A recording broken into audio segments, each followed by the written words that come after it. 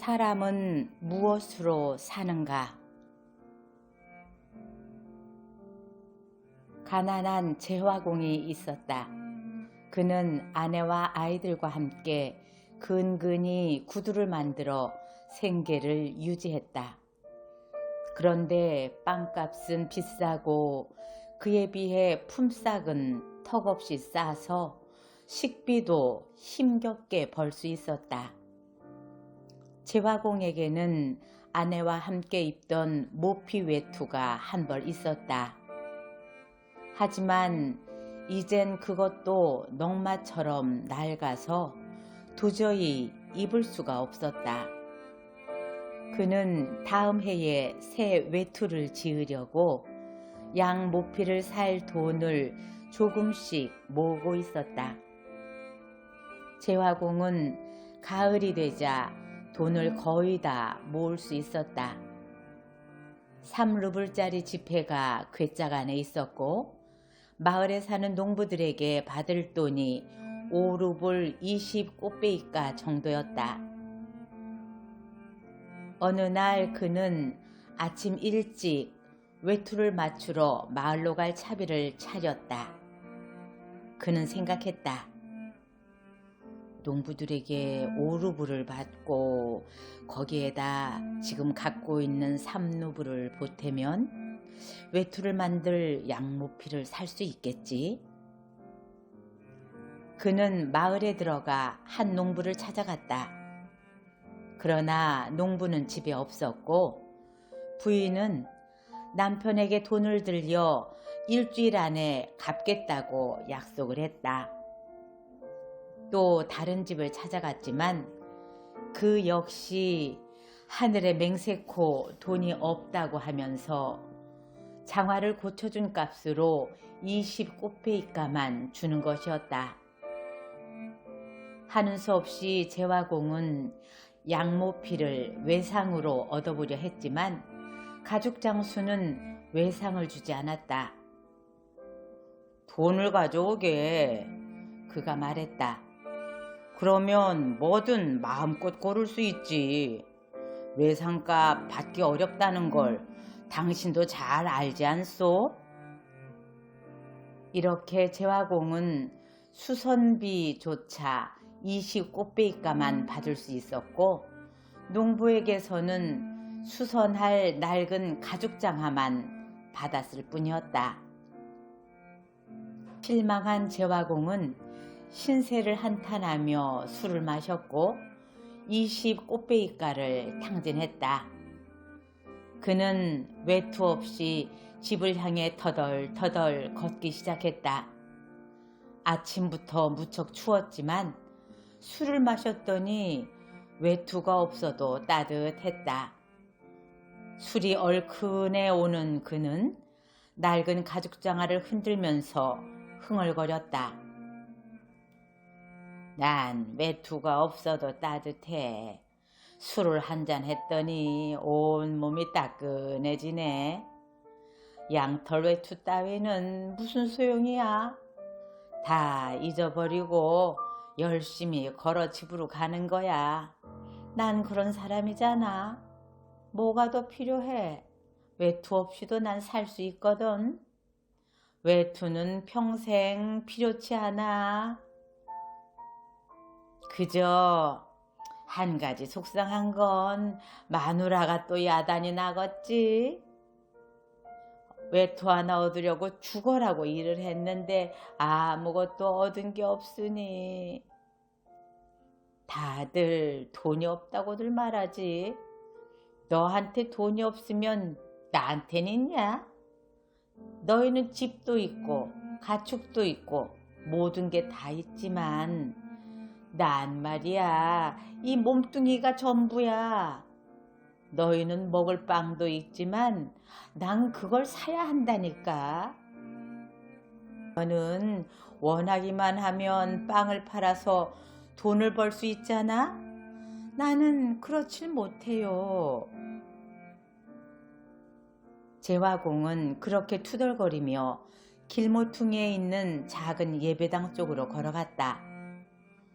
그런데 바로 그 예배당 뒤에서 뭔가가 하얗게 빛나고 있었다. 해가 점차 기울기 시작한 때였다. 제화공은 하얗게 빛나는 것이 무엇인지 도통 알 수가 없었다. 여기엔 저런 돌이 없었는데 짐승인가? 머리만 보면 사람을 닮았는데 왠지 하얗군. 사람이라면 왜 여기 있는 거지? 더 가까이 가서 보니 무엇인지 확실히 보였다. 그런데 이게 무슨 일인가? 그건 사람이 분명했는데 벌거숭이인 채로 작은 예배당에 몸을 기댄 채 꼼짝도 하지 않고 앉아 있었다. 죽은 것 같았다. 제화공은 갑자기 두려워졌다. 누군가가 사람을 죽여놓고 옷을 벗기고 여기다 버렸군. 잘못하면 내가 범인으로 몰리겠어. 제화공은 그 곁을 비껴가기 시작했다. 작은 예배당 뒤로 돌아가니 그 사람 모습이 보이지 않았다. 예배당을 좀 지나 뒤를 돌아보니 그 사람은 예배당에서 몸을 떼고 조금씩 움직이는 것 같았다. 살아있었다. 제화공은 마음이 심란해졌다. 다가갈까? 아니면 그냥 지나갈까? 다가갈까? 나쁜 일이 일어나지 않아야 될 텐데. 저 사람은 누구지? 괜히 내가 다가갔다가 갑자기 달려들어 목을 조르면 큰일 나잖아? 아니, 그런 일은 없더라도 골칫게나 앓게 될 텐데. 저 벌거벗은 사람에게 무슨 일이 있었을까? 내 옷을 벗어주자마자 속옷까지 벗어달라고 하진 않겠지? 에이, 못 본 척 그냥 지나가자. 제화공은 발걸음을 재촉했다.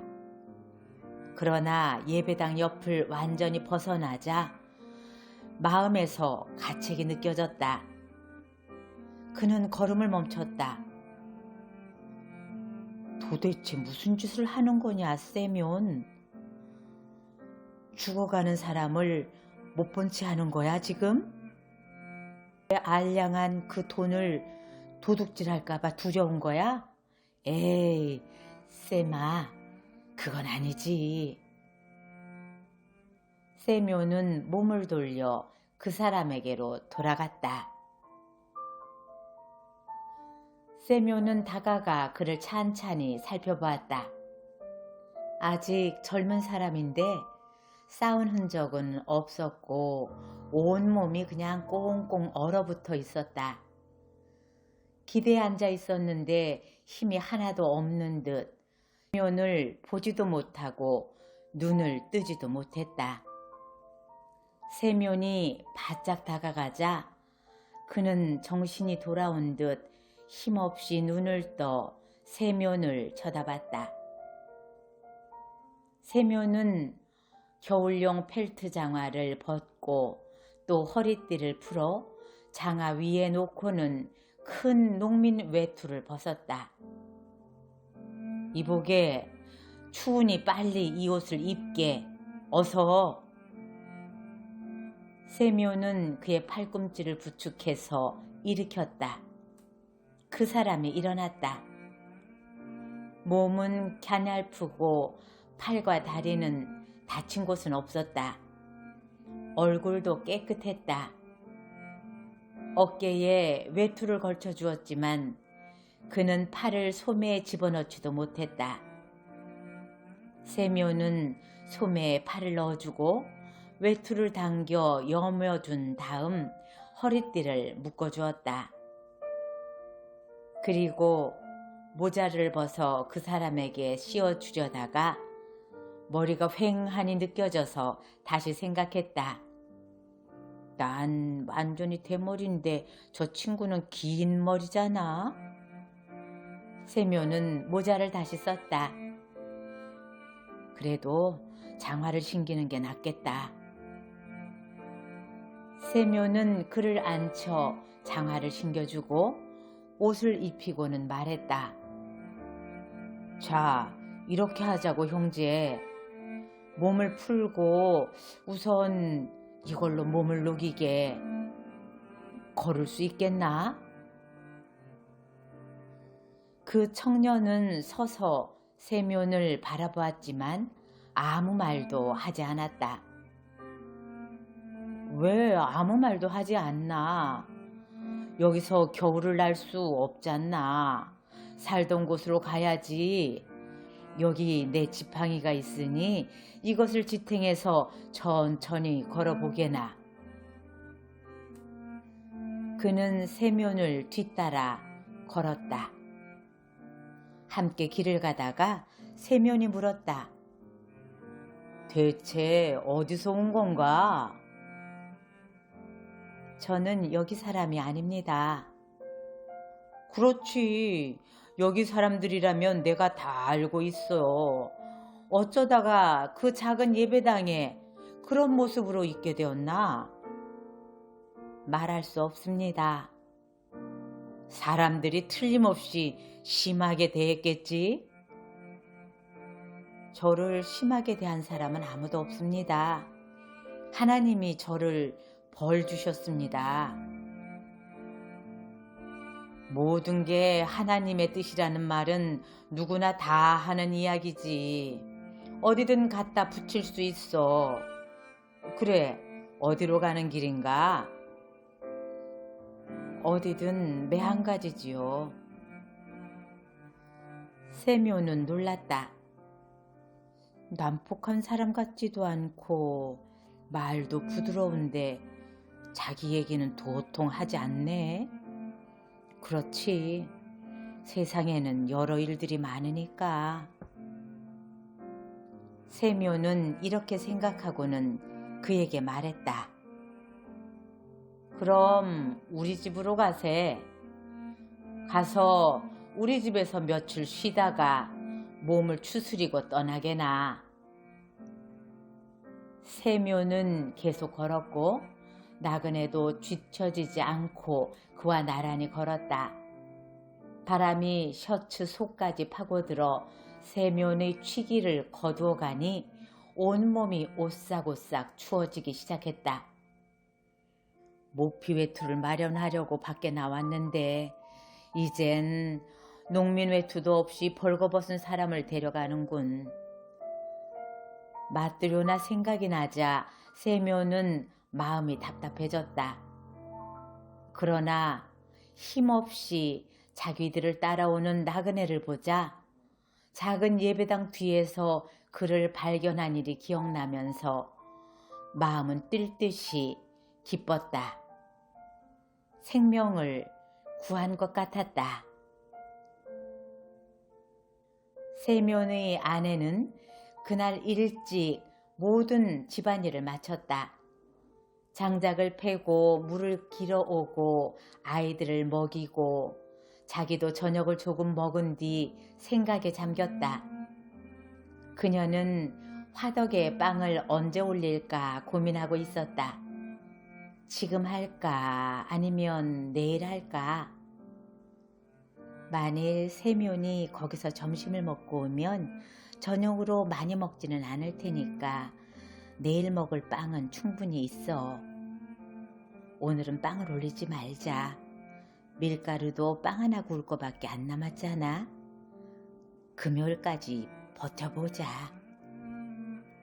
마뜨료나는 빵을 치우고 바느질을 하면서 남편이 외투에 쓸 양가죽을 어떻게 사오려나 생각에 잠겼다.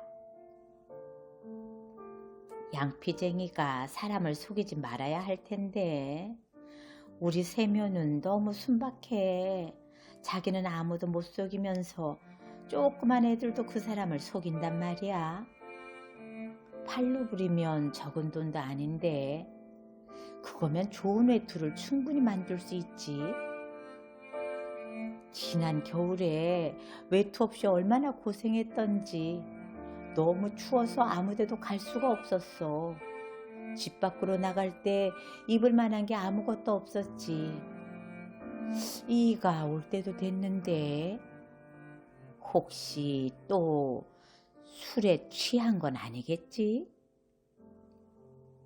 들여나가 이런 생각을 하고 있는데 현관 계단에서 삐걱거리는 소리가 나면서 누군가가 들어왔다.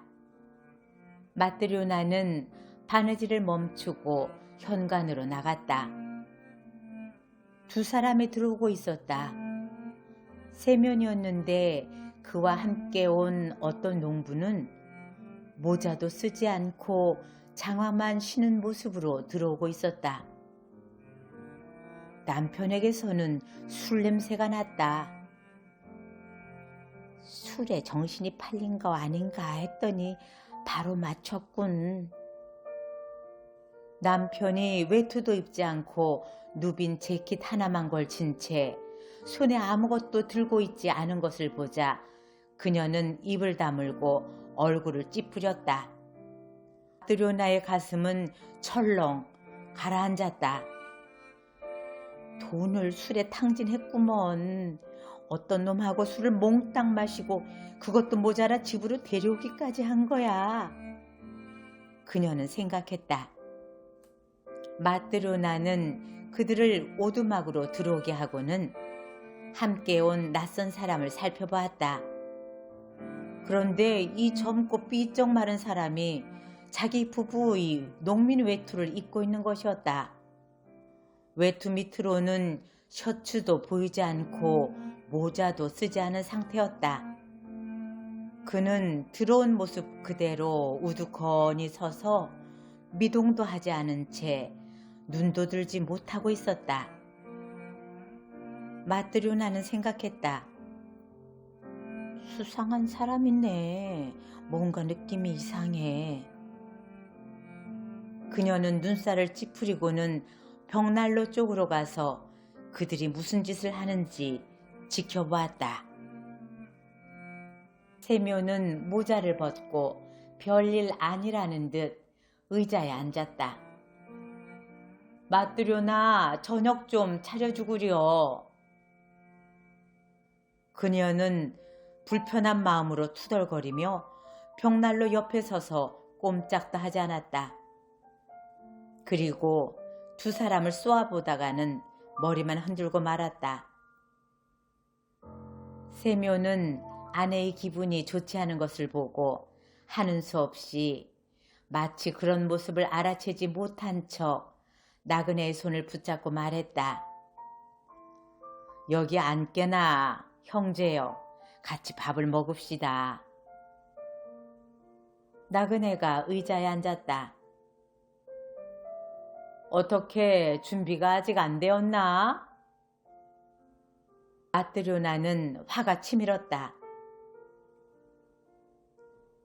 만들었지만 당신 게 아니에요.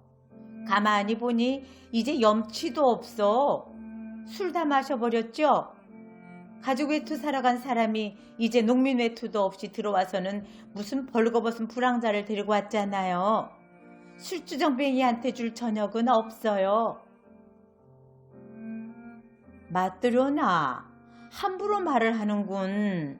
어떤 사람인지 물어보지도 않고는. 당신 먼저 돈을 어쨌는지 말해줄래요?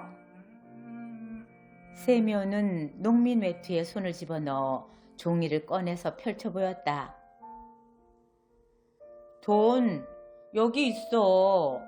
트리포노프는 내일 주겠다고 약속하더군. 마트료나는 화가 더 치밀어 올랐다. 남편은 가죽 외투도 마련하지 않고 마지막 남은 농민 외투를 어떤 벌거벗은 불안당에게 입혀서는 집에까지 데려온 것이다. 저녁은 없어요. 벌거벗은 술주정뱅이까지 먹일 빵은 없어요. 에이, 맞들여나? 말 조심해요. 뭐라 말하는지 먼저 들어봐야 하잖소. 술주정뱅이의 말은 더 이상 듣고 싶지 않아요. 엄마가 내게 준 아마포도 당신 술값으로 날려버렸죠? 이제 외투 사러 가서는 그 돈으로 술도 다 마셔버리고. 세묘는 모든 일을 아내에게 설명하고 이 사람을 어디서 찾았는지도 말하고 싶었지만 마뜨료나는 화가 나서 전혀 말할 기회를 주지 않았다. 마뜨료나는 잔소리를 하며 세묘에게 달려들어 그의 소매자락을 붙잡았다. 내 반 외투 내놔요. 그렇지 않아도 이것밖에 안 남았는데 나한테서 가져가서는 자기가 껴입었잖아. 이리 내놔요. 세묘는 테두리에 모피를 두른 여성용 반 외투를 벗어 던졌고 아내는 반 외투를 집어 머리에 두르고는 문 쪽으로 탕탕거리며 걸어갔다. 그녀는 그대로 집을 나가버리고 싶었지만 그래도 멈춰섰다. 화가 치밀어 심장이 활활 불타는 듯 했다. 그녀는 불같이 화를 내며 벌거숭이 남자에게 실컷 욕을 해주고 싶었다. 마뜨료나는 멈춰서서 말했다. 착한 사람이라면 저렇게 벌거벗고 다닐 리가 없지. 셔츠라도 있을 건데 그것도 없잖아. 모피를 사러 갔다가 어디서 저렇게 벌거숭이를 데리고 온 거람? 내가 말했잖아. 걸어가는데 예배당 옆에 이 사람이 완전히 벌거벗은 채 앉아있더라고. 이 추운 겨울에 벌거벗고 있었다니까. 하나님이 나를 이 사람에게 보내신 거야. 도와주라고. 그렇지 않았으면 이 사람은 죽었을걸? 그럼 어떻게 하겠나? 그래서 이 사람에게 옷을 입혀 여기로 데려왔지. 마뜨료나, 마음을 좀 진정해봐. 당신이 이러는 건 죄를 짓는 거야. 어차피 우리는 모두 죽을 목숨 아니야? 마뜨료나는 욕을 더 퍼붓고 싶었지만 나그네를 보고 그만 입을 다물었다. 나그네는 의자 끝에 앉은 채로 꼼짝도 하지 않았다. 팔을 무릎에 포개고 머리는 가슴에 푹 수그리고 눈도 뜨지 않은 채 숨이 막히는지 얼굴을 온통 찡그리고 있었다. 세묘니 말했다. 마뜨료나, 자네 속에는 하나님이 안 계신가? 마뜨료나가 이 말을 듣고 나그네를 다시 보자 갑자기 마음이 차분해졌다. 그녀는 문에서 떨어져서 벽난로 구석으로 물러나 식사거리를 챙기기 시작했다. 잔을 탁자 위에 놓고 끄바스를 따르고 마지막 남은 빵을 자르고 나이프와 수저를 놓았다. 이것뿐이니 먹어요. 그녀가 말했다. 세묘는 나그네를 움직이게 하며 이리 오게 젊은이 하고 말했다. 세묘는 빵을 잘라 잘게 썰고는 먹기 시작했다. 마뜨료나는 탁자 구석에 앉아 팔을 괴고 나그네를 살펴보았다. 마뜨료나는 나그네가 가엾게 여겨졌고 불쌍한 마음이 들었다. 나그네도 눈을 들어 마뜨료나에게 엷은 미소를 띠며 인사를 했다. 저녁 식사 후 마뜨료나는 나그네에게 물었다. 어디서 오셨어요? 전 이곳 사람이 아닙니다. 그럼 어쩌다 길가에 있게 되었어요?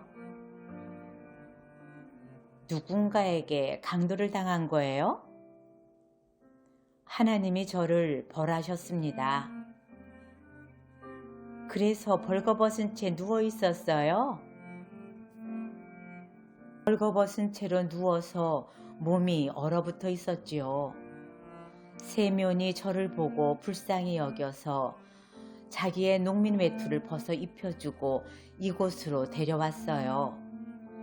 이곳에서는 아주머니가 저에게 음식을 주고 마실 것을 주고 주님께서 두 분을 축복해 주실 겁니다.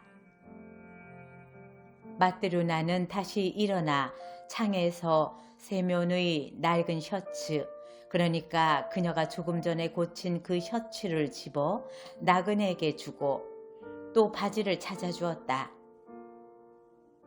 자, 여기 있수. 내가 보니 셔츠도 없구먼. 옷을 입고 마음에 드는 곳에 누우시오. 2층이든 벽난로 위든. 나그네는 농민 외투를 벗고 셔츠와 바지를 입고는 2층에 누웠다. 마뜨료나는 불을 끄고 외투를 들고는 남편 옆에 가서 누웠다. 농민 외투 끝으로 몸을 가리고 누웠는데 여전히 나그네가 그녀의 뇌리에서 떠나지 않았다. 그들에게 남은 마지막 빵 조각을 나그네가 먹었고 내일 먹을 빵도 없는데 셔츠와 바지까지 내주었다는 생각이 들자 갑자기 속상했다. 하지만 그의 엷은 미소가 생각나자 마음이 편안해졌다.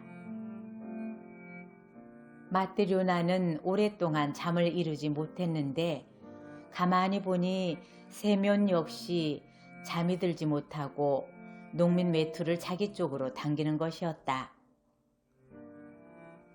세면,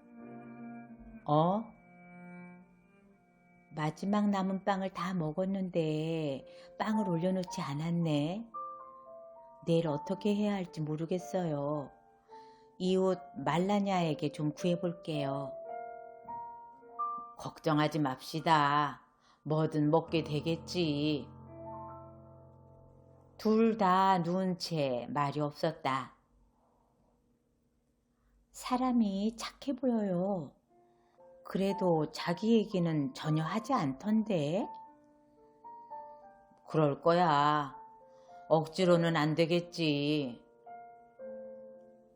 세면, 왜? 우리는 주는데 왜 우리한테는 아무도 주는 사람이 없지? 세면은 무슨 말을 해야 할지 몰랐다. 또 잔소리를 하겠군.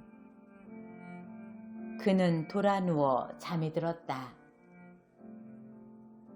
아침에 세면은 잠에서 깨어 일어났다. 아이들은 아직 자고 있었다. 아내는 이웃에 빵을 빌리러 나가 없었다. 나그네 혼자 낡은 바지에 셔츠를 입고 의자에 앉아 천장을 바라보고 있었다. 그의 얼굴은 어제와는 달리 밝아 보였다. 그래서 세면이 말했다. 어떤가 젊은이? 먹고 살려면 밥벌이를 해야 하는데 무슨 일을 할 수 있나? 아무것도 할 줄 모릅니다. 세면이 놀라서 말했다. 할 마음만 있으면 되네. 사람은 뭐든 배울 줄 알거든. 사람들이 일을 하니 저도 하겠습니다. 자네 이름이 뭔가? 미하일입니다. 자, 미하일로. 자네 얘기를 하건 하지 않건 그건 자네 선택일세.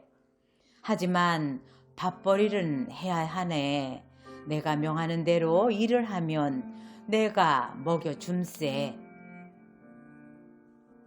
주께서 아저씨를 구원해 주실 거예요. 배우겠습니다. 뭘 해야 하는지 가르쳐 주세요. 세묘는 실을 집어 손에 두르고 매듭을 짓기 시작했다. 별로 어렵지 않네. 자, 잘 보게. 미하일라가 보더니 즉시 따라하며 마찬가지로 손가락에 실을 두르고 매듭을 지어 보였다. 세묘는 접착하는 법을 그에게 보여주었다. 미하일라는 역시 곧바로 이해했다. 주인이 강물을 어떻게 꼬는지 어떻게 꿰매는지를 보여주면 미하일로는 곧바로 감을 잡았다. 세면이 어떤 작업을 보여줘도 그는 바로바로 이해했고 3일째 되는 날부터는 이미 오래전부터 일을 했던 사람처럼 박음질을 하기 시작했다.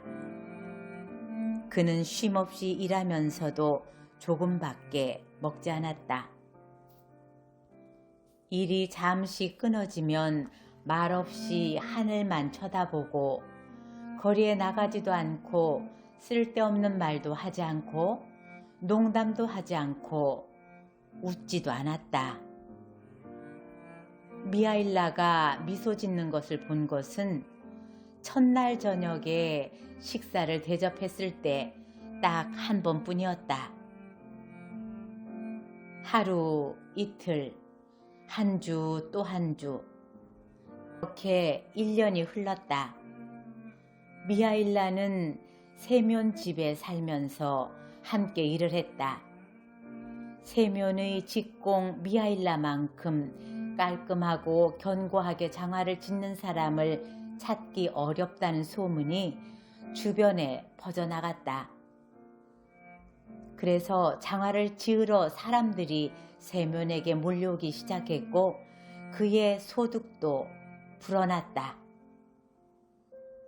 한겨울 어느 날 세면과 미하일라가 앉아서 일을 하는데 창밖으로 3마리의 말이 끄는 마차가 오두막으로 다가오는 게 보였다. 마차가 오두막 맞은편에 멈춰서자 마부자리에서 젊은이가 내려서 마차의 문을 열어주었다. 근사한 모피 외투를 입은 신사가 마차에서 내렸다. 마차에서 나온 그는 세면의 집으로 다가와 현관으로 들어왔다. 마트료나가 뛰어나가 문을 활짝 열었다. 신사는 몸을 굽혀 오두막으로 들어와서는 몸을 곧게 폈다. 그는 키가 커서 머리가 거의 천장에 닿을 정도였고 몸은 방을 뚫고 나갈 정도로 비대했다. 세묘는 일어나 인사를 하면서 속으로 정말 놀랐다. 이런 사람을 전에는 본 적이 없었다. 세면 자신은 뼈가 드러날 정도로 여윈 사람이었고 미하일라도 파리했고 마트료나도 나무 막대기처럼 말랐는데 이 사람은 얼굴도 불그레하고 살이 포동포동 찐 것이 몸이 탄탄해 보였다. 신사는 뺨을 부풀리고 모피 외투를 벗은 뒤 의자에 앉아 말했다. 누가 주인장인가? 세미온이 나서서 말했다. 접니다, 나리. 신사가 하인에게 소리쳤다. 어이, 빼치까, 여기로 물건을 가져오너라. 하인이 작은 꾸러미를 들고 달려 들어왔다. 신사는 꾸러미를 받아 식탁 위에 올려놓았다. 관리는 장화지을 가죽을 손가락으로 탁탁 튕기며 세면에게 말했다. 잘 듣게 제화공, 물건이 보이는가? 보입니다, 나리. 이게 어떤 물건인지 알겠나? 세면이 물건을 손으로 만지며 말했다. 물건이 참 좋습니다. 좋기만 할까? 이런 물건은 아직 본 적도 없을걸? 독일제 가죽인데 20루블이나 들었네. 세면이 기가 죽어 말했다. 저희가 감히 어디서 이런 걸 보겠습니까? 그렇고 말고 자네 이 물건으로 내 발에 맞춰 장화를 맞춰줄 수 있겠나? 할 수 있습죠, 나리. 할 수 있다로는 안 되지. 내가 누구 장화를 짓는지, 어떤 물건으로 짓는지 잘 알아두어야 할 거야. 1년 내내 신고 다녀도 비틀어지지 않고 터지지 않는 그런 장화를 만들어줘야 하네. 그럴 수 있다면 내 일을 받고, 하지 못하겠거든 아예 시작도 말게나. 미리 말하지만 1년이 되기 전에 장화가 터지거나 비틀어지면 자네를 감옥에 쳐넣을 거고, 1년이 되기까지 비틀어지지 않고 터지지 않으면 일한 대가로 내 10루블을 주지. 세묘는 어찌해야 할지 몰라 주춤했다. 그러고는 옆에 있는 미하일라에게 눈짓을 보냈다. 어떤가? 맡을까? 미하일라가 고개를 끄덕였다. 이를 맡으라는 뜻이었다. 세묘는 미하일라의 말을 듣고 1년이 지나도 비틀어지지 않고 터지지 않을 장화를 짓겠다는 조건으로 일을 맡았다. 신사는 다리를 쭉 뻗고는 소리를 지르며 하인에게 왼발 장화를 벗기라고 말했다. 치수를 재게. 세묘는 무릎을 꿇어 그 발에 치수를 재기 시작했다. 발바닥을 재고 발 높이를 재고 종아리 치수를 재기 시작했는데 종이가 모자랐다. 장단지가 생각보다 두꺼웠던 것이다. 장화목이 끼지 않게 잘 살피게. 세묘는 종이를 또 꿰매기 시작했다. 신사는 앉아서 양말 속에서 발가락을 옴짝거리면서 오두막 안에 있는 사람들을 둘러보았다. 그러다가 미하일이 눈에 띄었다. 저 사람은 누군가? 저희 집에 사는 장인입니다. 그가 장화를 아주 잘 만듭니다. 자네, 내 말을 듣게. 신사가 미하일라에게 말했다. 기억하게. 1년이 지나도 낡지 않도록 짓게. 세면이 미하일라를 돌아봤더니 미하일라가 그 신사를 보고 있는데 마치 그 신사 뒤 어느 한 구석에 시선을 고정한 채 꼭 누군가를 들여다보는 것 같았다. 미하일라는 그렇게 보고 또 보더니 갑자기 환하게 미소를 짓는 것이었다. 자네, 아무튼 제 시간에 만들도록 잘 챙기게. 그랬더니 미하일라가 말했다. 필요할 때에 맞춰 잘 준비해드리겠습니다. 그래야지. 신사는 장화를 신고 모피 외투로 몸을 감싸고는 문 쪽으로 걸어갔다. 그러다가 몸을 굽히는 것을 잊어버려 문 위에 머리를 세게 부딪히고 말았다. 그는 심하게 소리를 지르고는 머리를 문지르며 마차를 타고 떠났다. 신사가 떠나자 세면이 말했다. 아주 단단하구먼. 저 양반은 몽둥이로 두들겨도 쉽게 죽진 않겠는걸. 문설주에 저리도 머리를 3개 박았는데도 끄덕없네.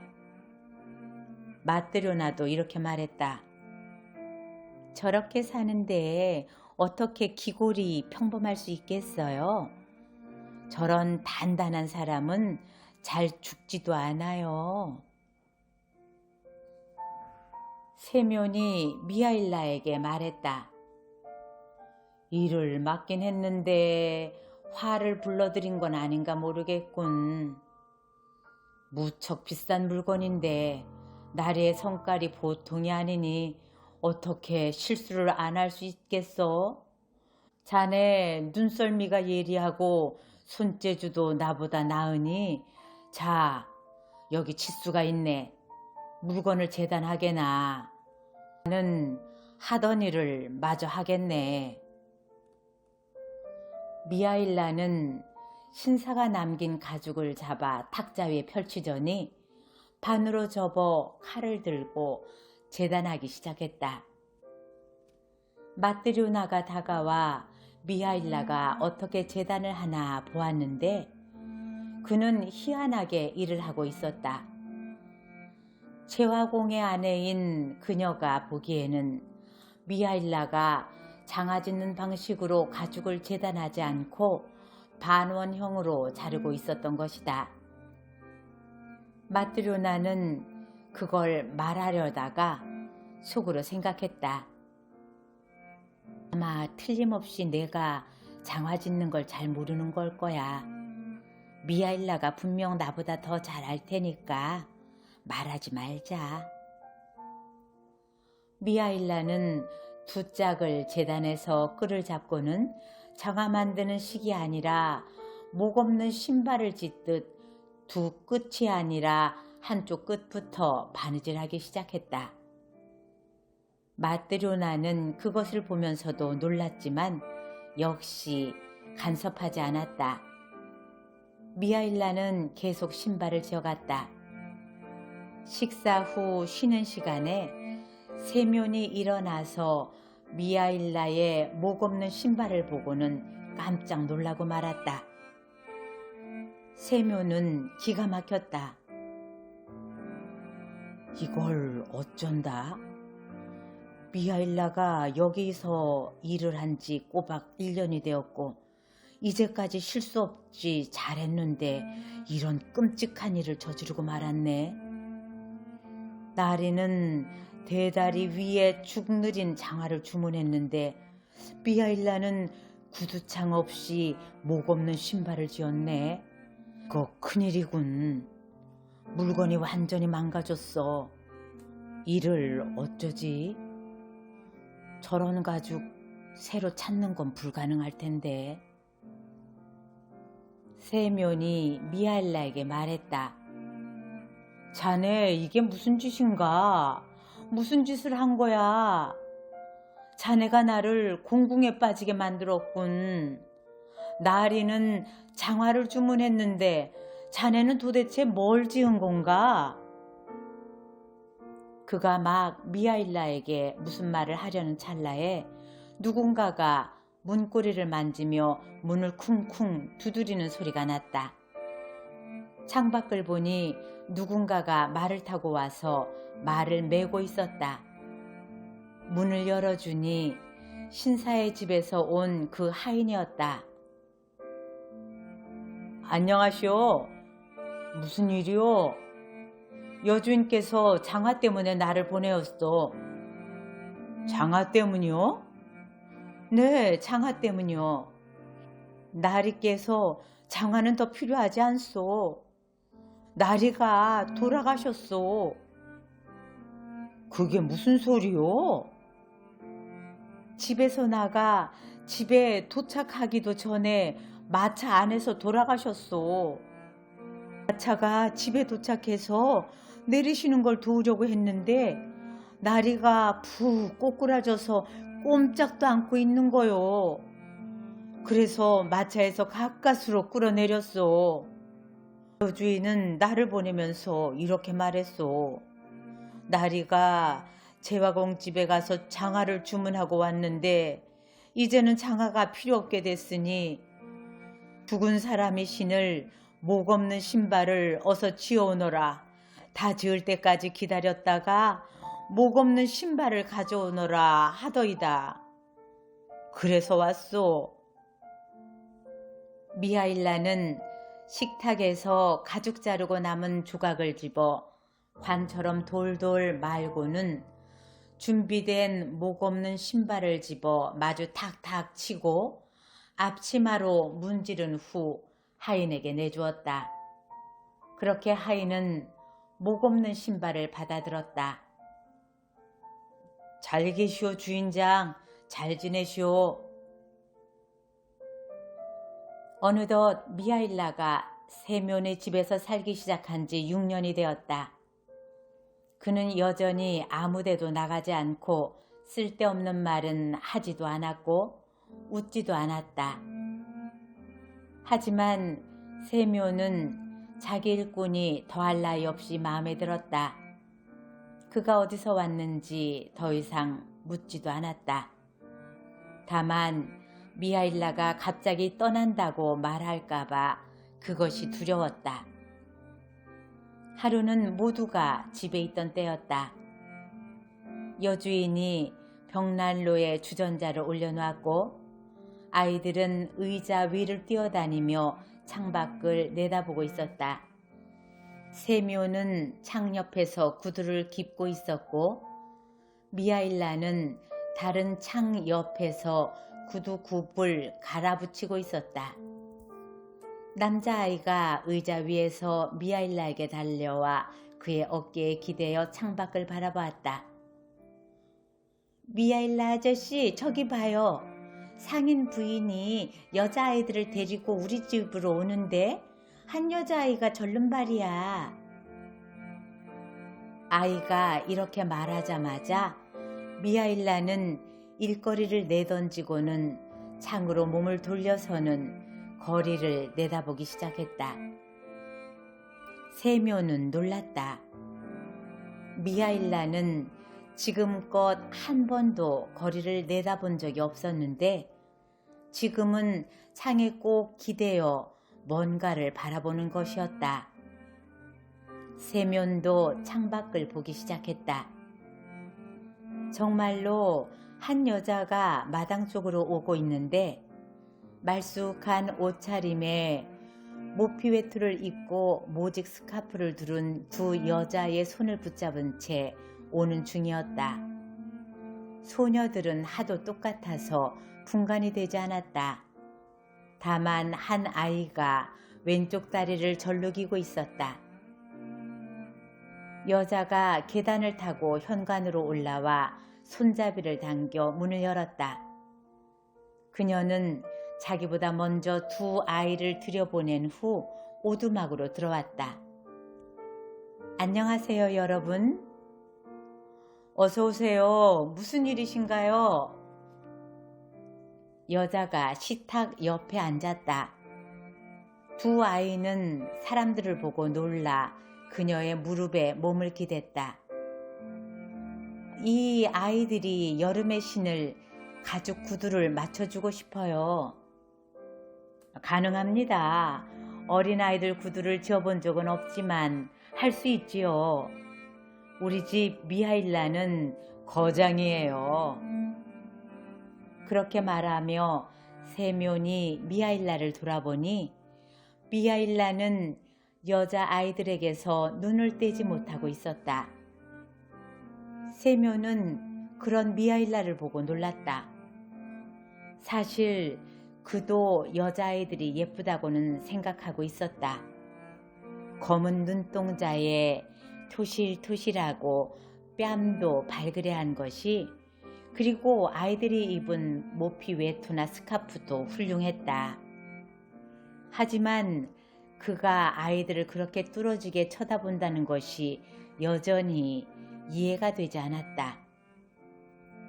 셰모는 놀랐지만 여자와 이런저런 이야기를 하며 흥정했다. 흥정이 끝나자 치수를 재기 시작했다. 여자는 다리 저는 아이를 자기 무릎에 앉히고 말했다. 이 아이의 치수를 두 가지로 재주세요.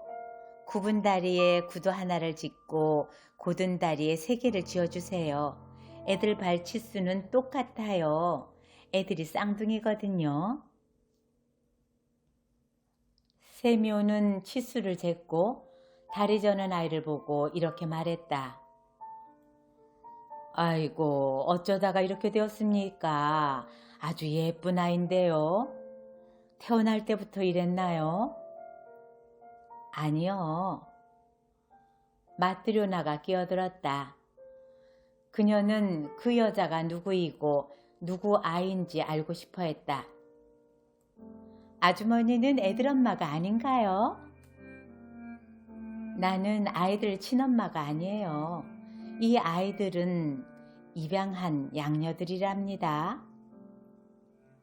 자기 애도 아닌데 이렇게 귀엽게 예쁘게 키우시네요. 어떻게 그러지 않을 수 있겠어요. 내 저주로 두 애를 키웠는데요. 내 아이가 있었지만 하나님께서 일찍 데려가셨거든요. 내 아이도 이 애들처럼 아껴주진 못했어요. 그럼 저 아이들은 누구 아이들이에요? 여자는 이야기 보따리를 술술 풀어놓기 시작했다. 6년 전에 안타깝게도 이 아이들 부모가 같은 주에 모두 죽었답니다. 우리는 이웃이었는데 바로 옆에 살았어요. 애들 아버지는 숲에서 홀로 일하다가 나무가 몸 위로 떨어져서 몸을 짓눌러 버렸지요. 다친 애들 아빠는 집으로 오자마자 숨을 거두었고 애들 엄마도 바로 그 주에 이 아이들 둘을 쌍둥이로 낳았답니다. 가난하고 외로운 사람이었죠. 돌봐줄 사람도 없고 아무런 친척도 없었어요. 혼자 아이를 낳고는 죽어버렸지요.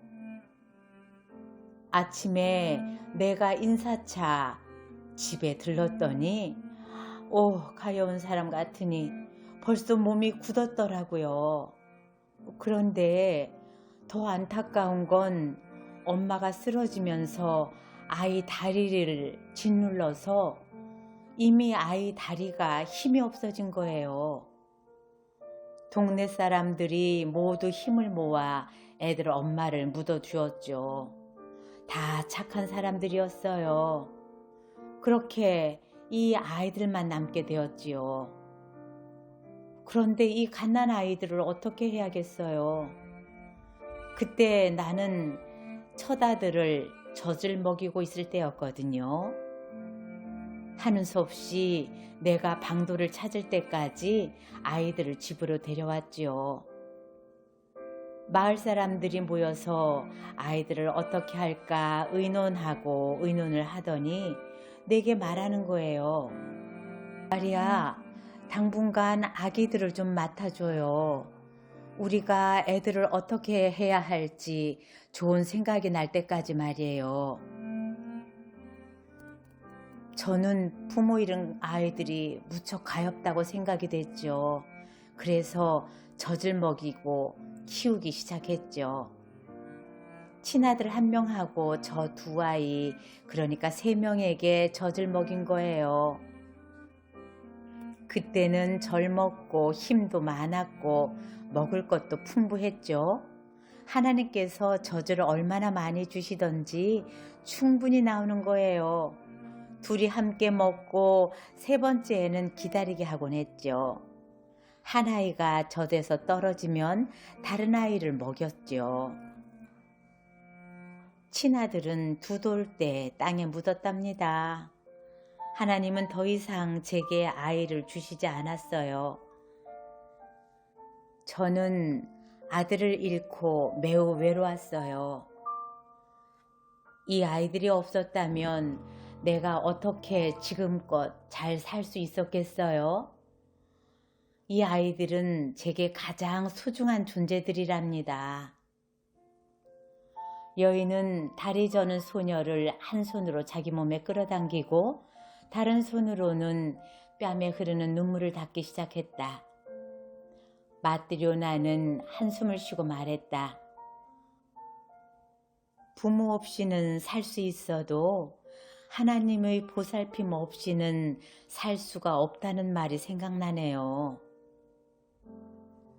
그들은 그렇게 이야기를 나누었고 여인은 집으로 돌아갔다. 주인 부부는 그녀를 배웅한 후 미하일라를 돌아봤다. 그는 무릎에 손을 얹고 앉아서 위를 바라보며 미소를 짓고 있었다. 미하일라, 어찌된 일인가?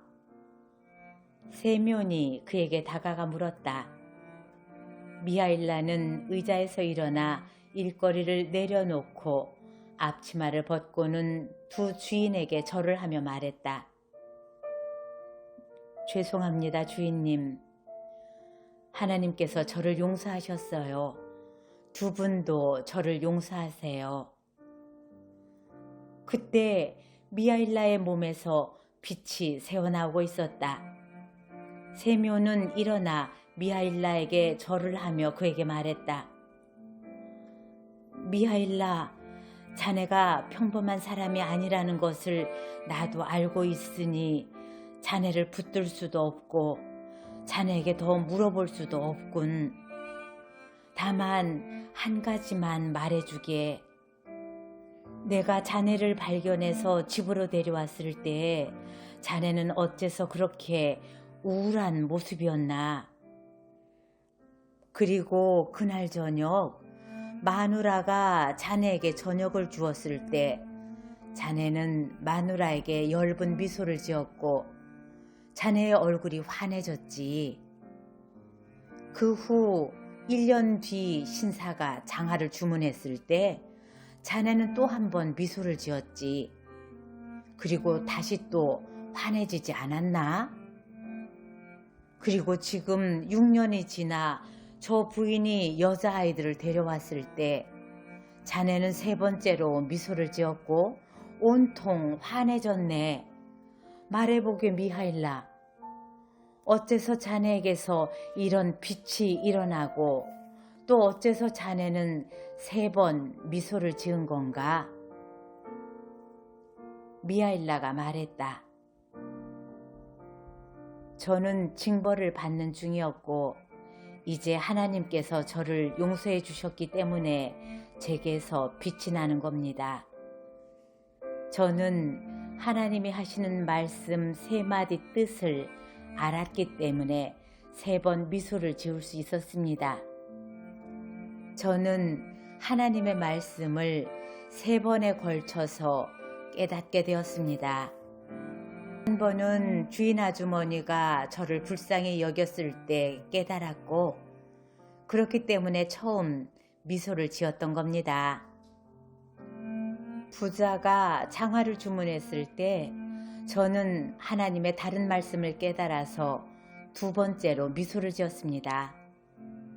이제 오늘 소녀들을 보았을 때 마지막 세 번째 말씀을 깨닫고는 세 번째로 미소를 지은 겁니다. 그러자 세면이 말했다. 미하일라, 어째서 하나님이 자네를 벌하셨고 하나님의 무슨 말씀을 깨달았다는 건지 좀 알아듣게 얘기를 해주게나. 이에 미하일라가 말했다. 제가 그분 말씀을 듣지 않아서 하나님께서 저를 벌하셨지요. 저는 하늘의 천사였는데 하나님의 명령을 듣지 않았거든요. 주님께서 어느 날 한 여인의 영혼을 거두어 오라고 저를 보내셨어요. 지상으로 내려가 보니 여인 하나가 몸이 아파 누워 있는데 쌍둥이 여자아이 둘을 낳은 직후였습니다. 여자아이들은 어머니 옆에서 꼬물거리는데 엄마는 아이들을 가슴에 품지도 못하고 있는 겁니다. 저를 본 여자는 하나님이 자기 영혼을 받으라고 저를 보낸 걸 알고는 울면서 애원했습니다. 하나님의 천사여, 저는 이제 막 남편을 땅에 묻었어요. 내게는 아무도 없습니다. 아이들을 키워줄 아무도 없어요. 지금 내 영혼을 데려가지 마세요. 내가 아이들에게 젖을 물릴 수 있도록 애들이 걸을 때까지만 키울 수 있도록 해주세요. 나는 어미의 말을 듣고 한 아이는 그녀의 품에, 다른 아이는 어미의 팔에 두고 하늘에 계신 주님께 날아갔어요. 주님께 가서 말씀드렸지요. 주님, 산모의 영혼을 거둘 수 없습니다. 아버지는 며칠 전에 죽었고 산모는 쌍둥이를 낳았는데 아기들을 돌봐줄 아무도 없었습니다. 아기들을 위해서 살려달라고 애원했습니다. 그래서 산모의 영혼을 거두지 못했습니다. 그러자 주님께서 말씀하셨습니다. 산모의 영혼을 거두어라. 그러면 3가지를 깨닫게 되리라. 사람 안에 무엇이 있는지, 사람에게 무엇이 주어지지 않았는지, 사람이 무엇으로 사는지 알게 되리라. 그리고 너는 그것을 알게 되거든 하늘로 올라오너라. 주님의 말씀대로 저는 땅으로 다시 돌아가 산모의 영혼을 거두었습니다. 어린 아기들이 어머니의 가슴에서 떨어졌지요. 죽은 어미의 육체가 침대에 쓰러졌고 한 아이를 짓눌러 다리 하나가 비틀어졌어요. 저는 말 위를 날아 하나님께 영혼을 데려가려 했는데 바람이 저를 휩싸더니만 날개가 없어졌고 영혼은 혼자 하나님께로 가버렸습니다. 그리고 저는 어느 길 옆으로 떨어졌지요. 세면과 맞들여나는 그제야 자신들이 누구를 입히고 누구를 먹이고 누구와 살았는지 깨닫고 두려움과 기쁨으로 눈물을 흘리기 시작했다. 그러자 천사가 말했다. 저는 들판에 혼자 벌거벗은 채 버려져 있었습니다. 예전에는 사람이 무엇을 필요로 하는지 몰랐고 추위도 배고픔도 몰랐는데 그때 사람이 된 것입니다. 배도 고팠고 몸도 꽁꽁 얼어붙었지만 어떻게 해야 할지 몰랐습니다. 주위를 보니 들판에 하나님을 위한 작은 예배당이 있었습니다. 저는 그 예배당에 들어가 몸을 피하고 싶었습니다. 그런데 예배당 문이 자물쇠로 잠겨져 있었지요. 그래서 찬바람이라도 피하려고 작은 교회당 뒤에 앉았지요. 저녁이 되어 오는데 배는 고프고 몸도 얼어붙어 온몸이 마구 아팠습니다. 그런데 문득 사람이 길을 따라 걸어오면서 장화를 들고는 혼잣말 하는 소리가 들리는 겁니다. 인간이 된 후로 처음으로 인간의 얼굴을 본 순간이었습니다. 저는 그 얼굴이 무섭게 느껴져서 얼굴을 돌렸습니다. 엄동설안에 아내와 아이들을 어떻게 먹일지 혼잣말을 하는 소리가 들렸습니다. 그래서 생각했지요. 나는 추위와 배고픔에 죽어가는데 저 사람은 아내와 아이들을 어떻게 돌볼까, 어떻게 빵을 살까 그것만 생각하는구나. 저 사람은 나를 돕지 않을 거야. 아니나 다를까 그 사람은 나를 보더니 얼굴을 잔뜩 찌푸린 채 제 옆을 그냥 지나갔습니다.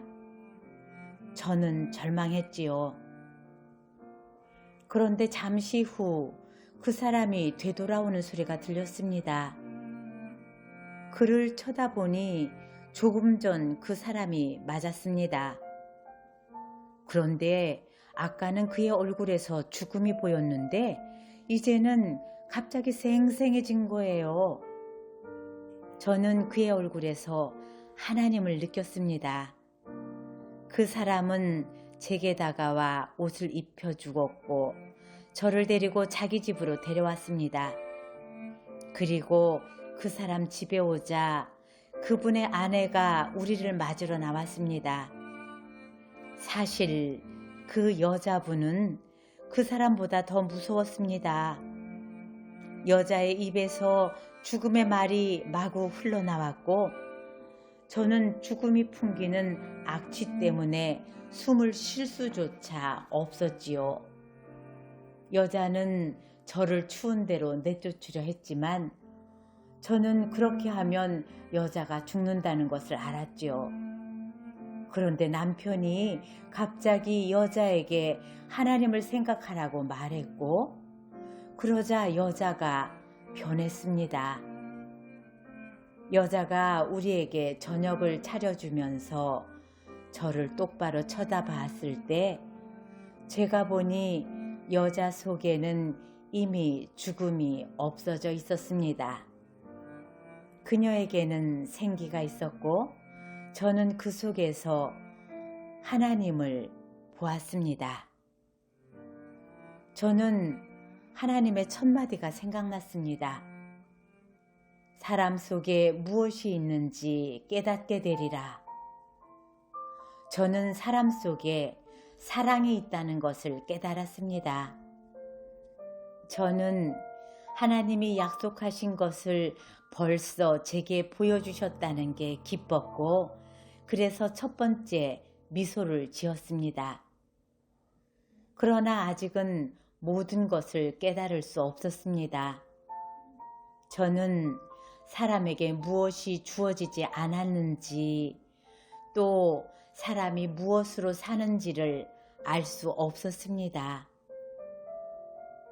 그 후 저는 일을 도우며 두 분 집에서 살게 되었고 1년이 지났지요.